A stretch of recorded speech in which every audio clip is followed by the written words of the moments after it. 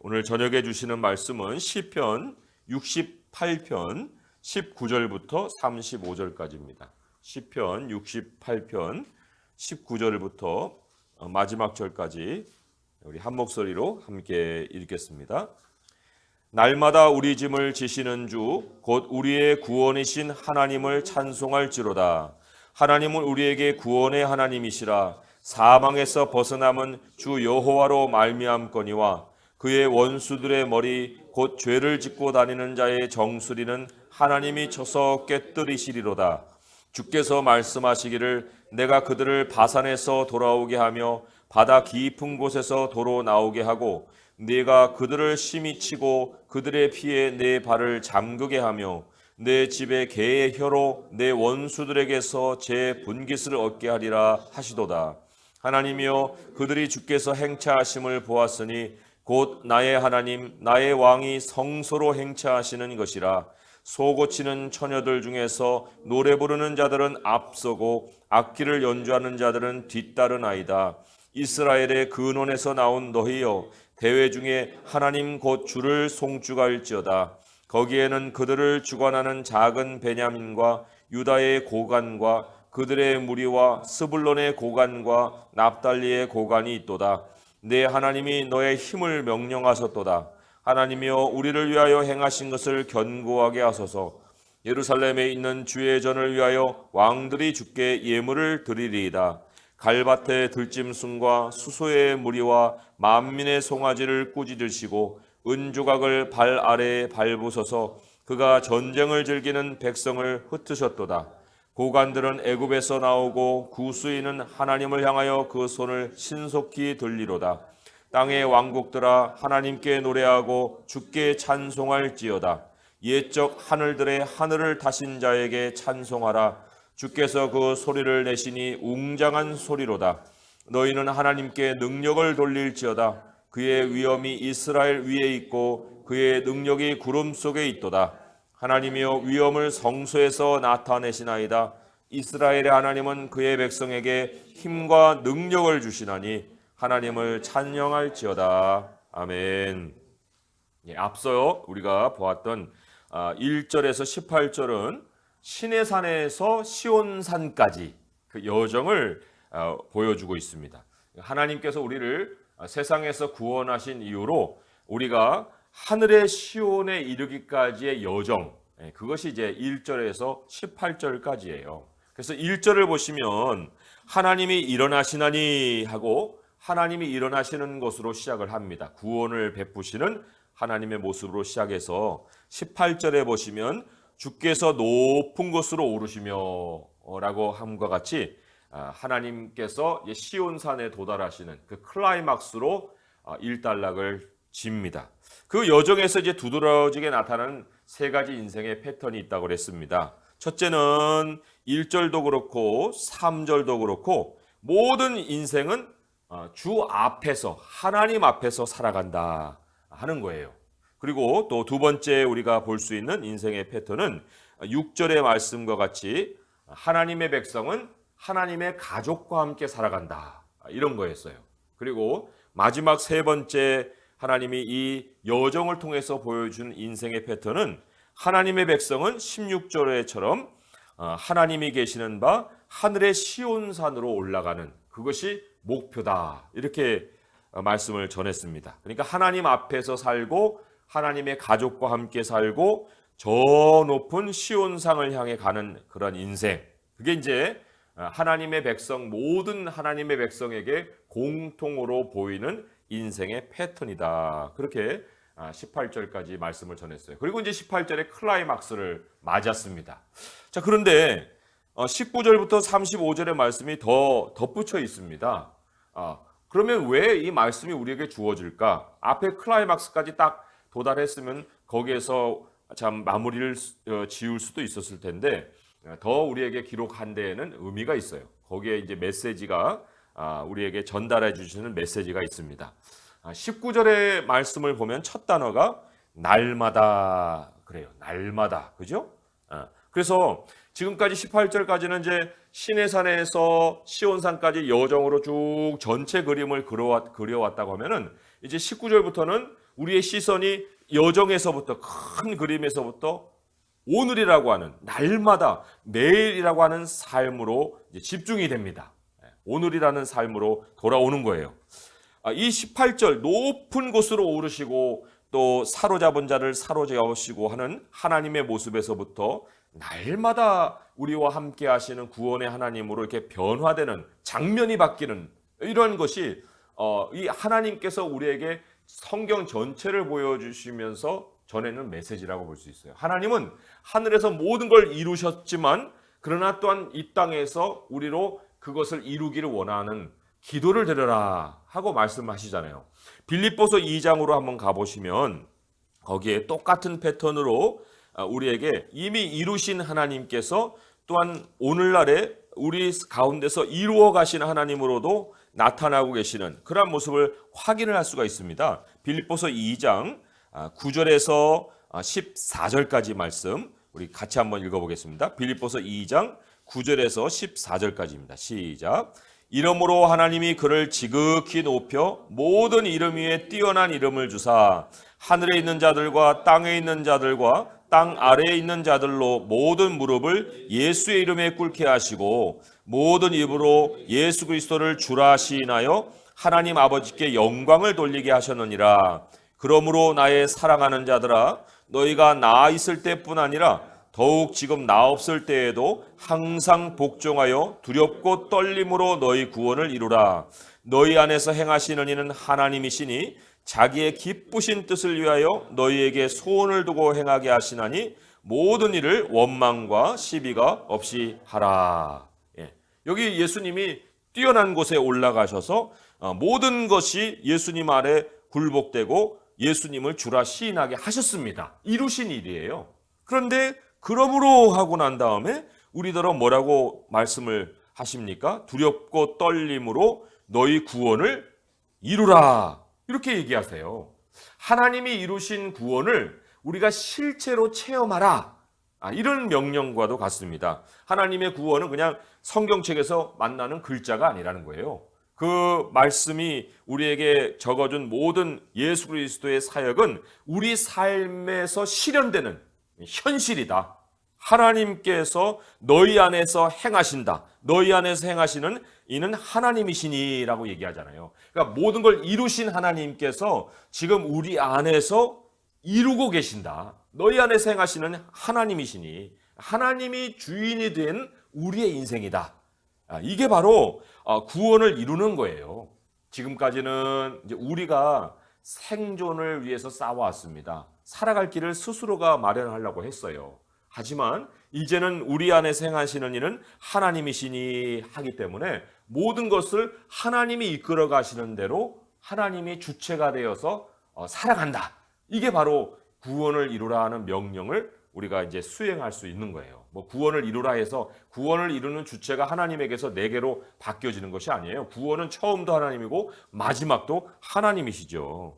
그렇기 때문에 구원을 이루는 인생이라는 것은 절대적으로 하나님께 신뢰를 두는 거예요. 하나님을 앞세우는 것입니다. 자기 안에서 하나님이 일하실 수 있도록 행하게 하시는 그 인생이에요. 그래서 구원을 이루는 인생은 이미 하나님이 구원을 이루셨는데 그 이루신 그 하나님의 구원이 바로 이런 거요라는 것을 나의 삶을 통해서 하나님께서 풍성하게 나타내 보일 수 있도록 내가 하나님의 구원이 보이는 무대가 되어주는 거예요. 그래서 하나님께서 다른 사람에게도 이것이 구원이다라는 것을 우리를 통해서 보이실 수 있도록 우리를 사용하게끔 완전히 하나님께 맡겨드리고 살아가는 삶이 되는 것이다.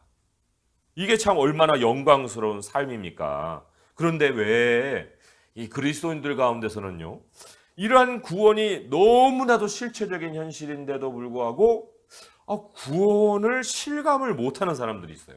실감을 못할 뿐만 아니라 내가 구원을 받았나? 하고 이렇게 뭔가 의심까지 하는 사람들도 더러 있습니다. 심지어는 구원받는 걸 아예 잊어버려요. 그리고는 아주 무감각하게, 영적으로 아주 무감각하게 살아가는 그리스도인들도 있습니다. 그럼 왜 그 지경이 되는가? 우리가 따져봐야 될 거 아니겠어요? 근데 그 원인을 이제 오늘 읽은 시편 68편 뒤편에서 쭉 우리에게 가르치는데 그 가르침에서 우리에게 제시하는 그 원인이 복잡한 게 아니고 딱 한 가지예요. 딱 한 가지. 그게 뭐예요? 매일매일 우리가 살아가야 되는 삶을 하나님이 보여주시는 하늘의 시온산을 향해야 되는데 그 시온산을 향해서 살고 있지 않다는 거예요. 그게 아주 뚜렷하게 제시되고 있는 그 문제점입니다. 그것 때문에 영적으로 무감각해지는 거예요. 우리 19절에서 35절에 나타난 하나님 모습을 한번 보세요. 계속 움직여 가시는 하나님이십니다. 가만히 계시는 하나님이 아니에요. 19절의 말씀을 먼저 보시면 날마다 우리 짐을 지시는 주 곧 우리의 구원이신 하나님을 찬송할지어다. 짐을 지신다 하는 걸 짐을 지고 가신다 그런 얘기예요. 짐을 우리 모든 삶을 안고서 우리를 안고서 가시는 주님이시다. 그냥 짐을 들고 계시는 주님이 아니고 짐을 안고 가시는 분이라 이렇게 움직이시는 하나님을 보이고 있습니다. 또 24절을 한번 보세요. 24절 보시면은 하나님이여 그들이 주께서 행차하심을 보았으니 곧 나의 하나님 나의 왕이 성소로 행차하시는 것이라. 하나님께서 지금 어디론가 행군해 가십니다. 어디로 가십니까? 성소로 가시잖아요. 나의 왕이 성소로 행차해 가신다. 그 성소가 과연 어디인가? 그게 바로 18절까지 말씀해 주신 바 하나님이 계시는 산이에요. 하나님께서 영원한 처소로 삼으시는 그 시온산의 성소를 향해서 하나님이 행군해 가고 계십니다. 이 하나님 움직이시는 하나님이에요. 심지어 이 하나님께 항복하는 세상의 대열도 세상의 모든 원수들의 그 행렬도 그곳을 향해서 지금 향하고 있습니다. 왜요? 심판 자리로 향하고 있기 때문에 그래요. 29절에 보시면은 예루살렘에 있는 주의 전을 위하여 왕들이 주께 예물을 드리리이다. 이게 뭐 긍정적인 것 같지만 사실은 그 배후에 하나님의 심판을 향해 가는 세상의 세력을 암시를 하고 있어요. 그 세력들을 30절에는 갈밭의 들짐승, 수소의 무리, 만민의 송아지 이런 식으로 이제 짐승으로 표현을 했지 않습니까? 31절에도 고관들은 애굽에서 나오고 구수인은 하나님을 향하여 그 손을 신속히 들리로다. 지금 하나님을 향해서 온 세계가 지금 움직여가고 있는 장관을 지금 보여주고 있습니다. 또 마지막으로 또 이동하신 하나님을 만날 곳은 바로 33절, 34절이에요. 거기에 특별히 하나님은 예적 하늘들의 하늘을 타신 자다. 이렇게 소개를 하고 있습니다. 그룹을 타고 하늘을 쫙 가르면서 이 움직여 가시는 이 하나님을 만날 수 있습니다. 이동하시는 하나님. 이스라엘 백성들이 성소를 움직이지 않는 장소라고 생각을 했습니다. 아주 고정된 장소예요. 하나님을 거기다가 가두기까지 했던 그런 사람들이죠. 예루살렘의 거룩한 처소, 이제 그거를 자기들의 성소로 삼고 거기에 이제 하나님이 계신 것으로 이제 생각하고 살았지만 그러나 하나님은 장소에 매이는 분이 아니에요.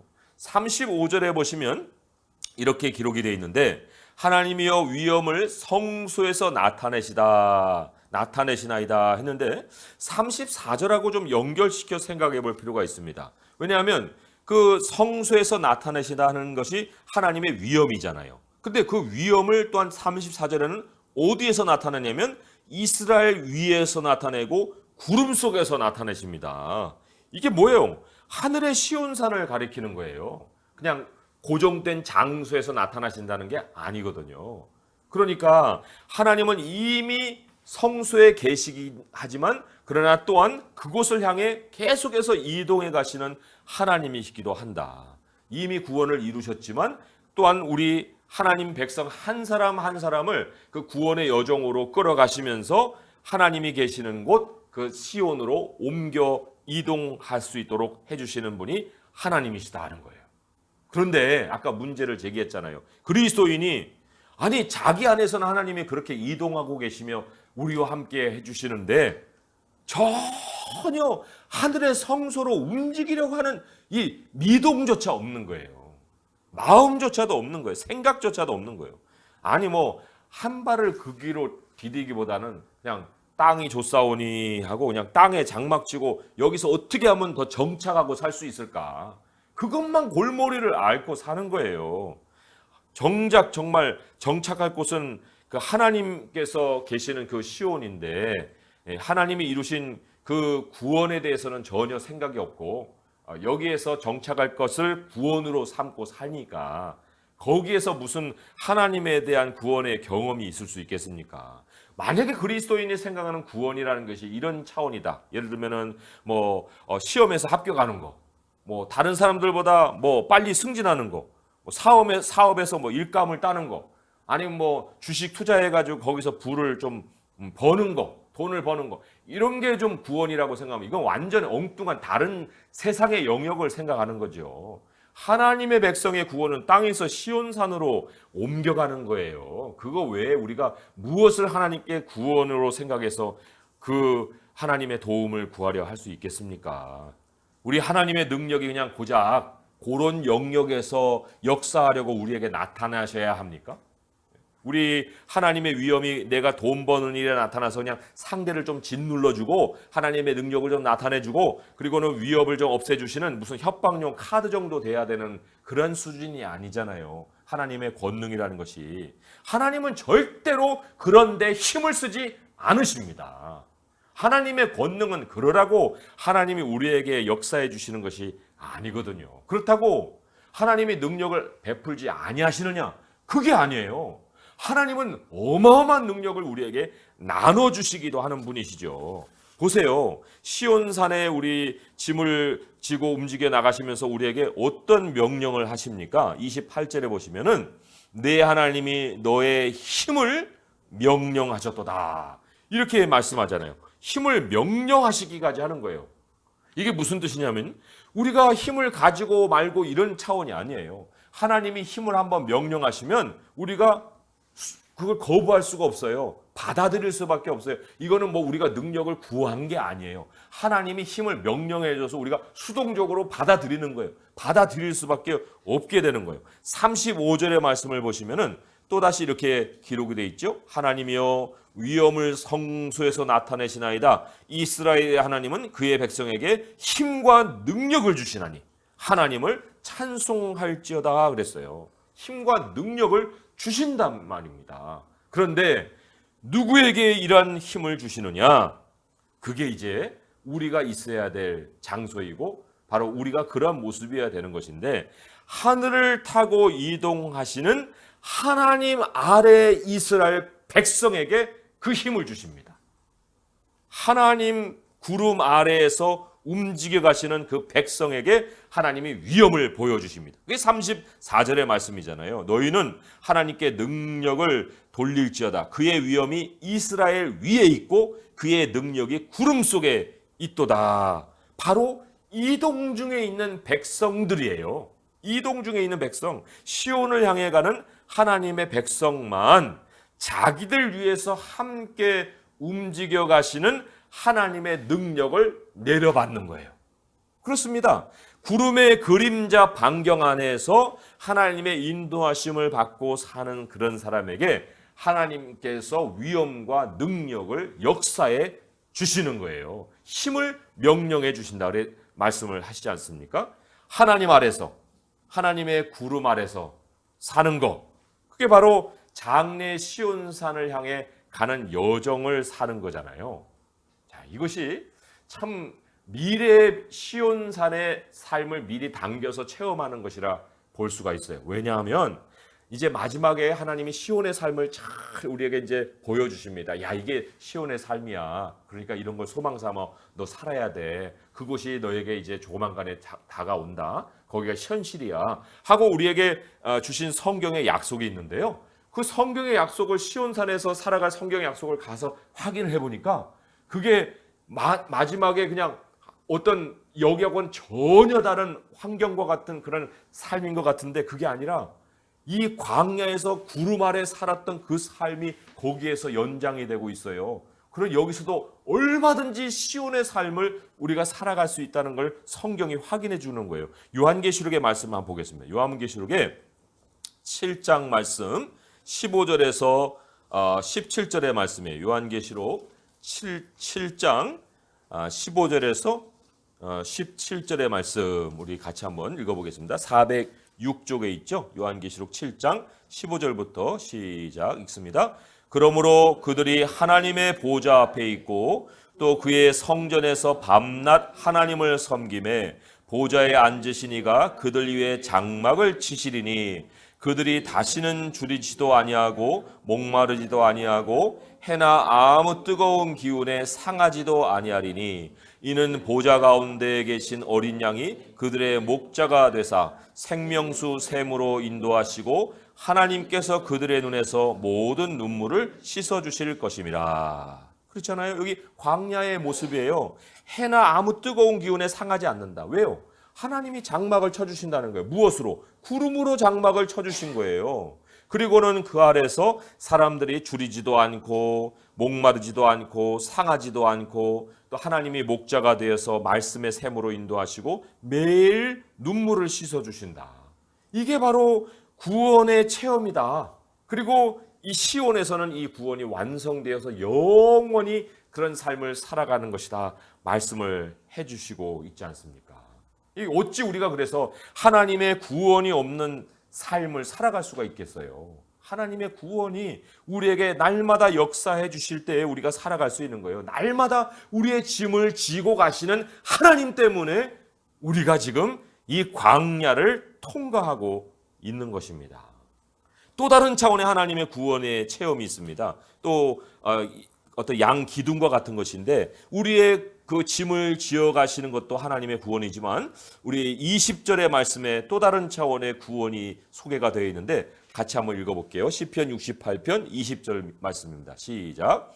하나님은 우리에게 구원의 하나님이시라 사망에서 벗어남은 주 여호와로 말미암거니와. 사망에서 벗어나는 거예요. 이 사망이 왜 찾아오냐면은 21절에 있는 그 원수들 때문에 죄를 짓고 다니는 자들 때문에 찾아오는 그 사망이에요. 그 사망의 위협을 가하는 모든 종류의 현실과 그 현실을 만들어내는 모든 종류의 사람들을 다 일컬어 사망의 위협이라고 말씀을 하고 있는데 죽을 것 같은 느낌을 당한다. 이게 엄청나게 공포입니다. 이게 그냥 우리가 쉽게 벗어버릴 수 있는 그 현실이 아니에요. 우리에게 다가오는 내일이 과연 나를 살려줄까? 이런 어떤 생각들, 이런 생각들을 현실도 집어넣어주고 원수들이 와서 그런 생각을 또 가지게끔 아주 해코지도 하고 그런 세상을 우리가 살고 있어요. 그런데 우리 하나님께서 그러한 환경에서 그런 사람에서 어떻게 우리를 구원해 주시느냐? 21절에 보시면 그 원수들의 정수리를 부셔버리신다는 거예요. 정수리라는 것은 그냥 한 방에 급소를 쳐서 그냥 쓰러뜨려 버리시는 하나님의 분노를 얘기하는 거예요. 근데 하나님의 분노가 여기서 끝이지 않습니다. 22절에 보면은 하나님께서 그냥 그 사람들이 도망쳤던 거기에서 다시 돌아오게 하세요. 다시 끄집어내십니다. 바다 깊은 곳에 있어서라도 다시 도로 나오게 하신다. 뿌리까지 찾아내서 하나님이 다 멸해버리신다. 다 죽이시고 피를 흘리게 하신다. 그리고는 23절에 보게 되면 그들이 빼앗아갔던 그 몫을 우리들이 기른 개도 핥아서 기업을 얻게 하신다는 아주 살벌한 말씀이 기록이 돼 있어요. 이게 무슨 얘기예요? 만약에 이동 중에 있는 하나님의 백성을 건드린다? 이동 중에 있는 하나님의 백성에게 사망의 위협을 가한다? 그럼 완전히 끝나는 거예요. 진멸하는 겁니다. 하나님이 그 예를 어디서 우리에게 남기셨냐면 아말렉에게 남기셨거든요. 신명기 25장을 한번 가보세요. 신명기 25장 17절에서 19절의 말씀. 신명기 25장 17절에서 19절의 말씀 우리 같이 한번 찾아서 읽어보겠습니다. 신명기 25장 17절에서 19절 시작. 너희는 애굽에서 나오는 길에 아말렉이 내게 행한 일을 기억하라. 곧 그들이 너를 길에서 만나 내가 피곤할 때에 내 뒤에 떨어진 약한 자들을 쳤고 하나님을 두려워하지 아니하였느니라. 그러므로 내 하나님 여호와께서 내게 기업으로 주어 차지하게 하시는 땅에서 내 하나님 여호와께서 사방에 있는 모든 적군으로부터 내게 안식을 주실 때에 너는 천하에서 아말렉에 대한 기억을 지워버리라. 너는 잊지 말지니라 그랬어요. 잊을 수도 없는 일이에요. 아말렉 무슨 천천지 원수가 그전부터 되었던 민족이 아니에요. 다만 움직여가는 하나님의 백성의 뒤를 친 거예요. 그래서 하나님이 절대로 잊지 말고 완전히 민족을 멸절시켜 버리라고 명령을 하고 계십니다. 그 왜 우리가 이러한 하나님의 엄청난 분노로도 구원해 주시는 그 역사가 있는데 그러한 역사를 실감을 못한다? 왜요? 이유는 하나예요. 우리가 움직이지 않기 때문에 그런 거예요. 움직여가는 백성에게는 하나님이 짐도 날라주시고 이러한 엄청난 원수를 향한 분노도 쏟아주시는 하나님이시라는 것을 확실하게 우리에게 역사 속에 증거로 남기셨다는 것입니다. 오늘 우리 말씀을 맺으면서 우리 성경 여러 군데 하나님의 특별 관리 대상으로 나오는 사람들이 있어요. 그게 누구냐면 고아와 과부와 나그네예요. 고아와 과부와 나그네는 하나님의 특별 관리 대상입니다. 여기 우리 나그네를 주목할 필요가 있어요. 고아와 과부는 이 혈육에서 외로워진 자이지만 나그네라는 것은 땅에서 외로워진 자예요. 움직여 살아갈 수밖에 없는 사람들이에요. 예, 그런데 이 고아와 과부와 나그네가 누구냐면 바로 그게 하나님의 백성이거든요. 하나님은 우리를 입양하셨어요. 우리는 입양된 고아예요. 그래서 고아는 아니죠. 자녀죠. 또 우리는 사실 과부예요. 세상에게 어떻게 보면 버림받은 존재라고 볼 수 있는데 하나님이 우리를 신부 삼아 주신 과부죠. 그러니까 더 이상 이제는 우리는 과부가 아니죠. 우리 남편 대신 하나님이 계신 우리는 아내이고 신부의 준비를 하는 그런 그리스도인들 아닙니까? 또 우리는 나그네예요. 왜요? 이 땅에서 하늘로 부름받은 사람들이기 때문에 시온으로 이동해가는 그런 이동하는 나그네예요. 여정 가운데 있는 사람들이에요. 이 고아와 과부가 우리의 옛날의 신분이었다면 지금은 이제 움직여가는 나그네가 우리들의 신분이고 또 우리들의 삶을 의미하지 않습니까? 그래서 우리가 이제 남은 것이 있다고 하면은 영원한 집에 가서 우리 하나님과 함께 거하는 거예요. 영원한 집에 가서 이제 나그네로 OS 모든 삶을 내려놓고 거기에서 이제 정착을 하는 것만 남아 있습니다. 그런 하나님이 우리와 함께 하시는데 그 하나님이 지금 어디로 향하고 계십니까? 땅에 어디를 돌아보시고 내가 있을 곳이 어딘가 하고 이렇게 땅에서 그 장소를 보고 계십니까? 아니면 우리 위에 있는 하늘의 시온입니까? 너무나도 자명하잖아요. 그 시온이 있기 때문에 우리의 짐을 지금 들어주시고 가시는 것이지 무슨 뭐 우리가 여기 작은 집에서 큰 집으로 이사 가는데 하나님이 그 짐 들고 가는 무슨 이삿짐 센터입니까? 그런 서비스는 하나님이 행해 주시지는 않아요. 하나님의 권능과 힘은 그런 데서 나타나지를 않는다는 것입니다. 그래서 오늘 우리는 이 기도회 때 하나님께 이렇게 고백할 수 있어야 돼요. 주님, 오늘도 나그네의 삶을 살았습니다. 오늘도 시온이 그립고 또 그 나라가 사모가 됩니다. 그러함으로 참 오늘 하나님과 함께 살았는데 하나님이 오늘도 저의 배고픔을 채워주시고 또 물도 마시게 해주시고 그래서 만족스러운 삶을 살아왔습니다. 하나님, 세상의 시달림에도 불구하고 오늘도 저를 위로해 주시고 또 참 달래주시고 목자가 되셔서 오늘 이 자리 이 기도회까지 오게 하신 거 감사합니다. 오늘도 또 말씀으로 제게 찾아오셔서 생수를 먹여주시니 너무나도 감사하고 또 마음속에 여러 가지 근심이 있었는데 눈물도 씻어주시고 닦아주시니 너무나도 감사합니다. 하나님, 제가 정말 하나님과 함께 있다는 걸 생각해 보니까 내일도 걸어갈 것에 힘이 납니다. 우리 정말 얼마 후면은 시온산이겠지요. 하나님, 그 나라가 가까이 다가오고 있습니다. 그때까지 하나님 제 위에서 우리 위에서 하늘을 타시고 행군하세요. 저는 주님만 바라보고 그 구름이 그 그늘 아래서 살아가렵니다. 하나님, 주님의 위엄으로 주님의 능력으로 우리를 보호하시고 주님 아래서 정말 주님이 주시는 그 힘으로 나그네 삶을 넉넉히 걸어갈 수 있게 하시옵소서. 이러한 고백이 우리 마음속에 있어야 됩니다. 오늘 이 기도회 때 나그네를 위로하시는 주님의 품에서 안식을 누리며 마음껏 기도하시는 우리 성도님 될 수 있기를 주님의 이름으로 축원드립니다. 기도하겠습니다. 하나님 아버지, 감사합니다. 우리가 나그네 된 것은 불쌍한 처지가 된 것도 아니고 너무나도 감사한 모습인 것을 고백합니다. 하나님, 땅만 알고 땅에 뿌리 내리려고 했던 과거의 우리의 모습에는 너무나도 생존의 두려움이 있었고 죽음의 위협 앞에서 굴복되는 노예의 모습과 같은 것이 있었습니다. 그러나 하나님, 이제는 우리를 위협할 세상에 아무것도 없고 우리를 멈추게 할 세상의 어떤 미혹도 우리 안에서 역사할 수가 없습니다. 우리 위에서, 우리 정말 구름 위에서 역사하시는 하나님의 위엄이 우리를 덮고 계시오니 아버지여, 우리는 주님 향하고 있는 그 성소를 바라봅니다. 아버지 하나님, 이제 며칠 후면은 그 나라에 갈 것입니다. 하나님이 부르시는 그 순간을 맞을 것입니다. 그 나라에서 영원히 우리의 눈물을 씻어주시고 주님 장막 아래서 살아갈 그 삶을 사모합니다. 아버지, 이 기도회 때 정말 아버지를 향해서 우리의 마음에 있는 모든 것들을 다 내놓게 하시고 우리의 눈물을 닦아주실 하나님 안에서 안식할 수 있는 기도회가 되게 하시고 더 아버지 앞에 힘을 얻어서 그 시온을 향해 갈 수 있는 저희가 되게 하여 주시옵소서. 예수님의 이름으로 감사하며 기도합니다. 아멘.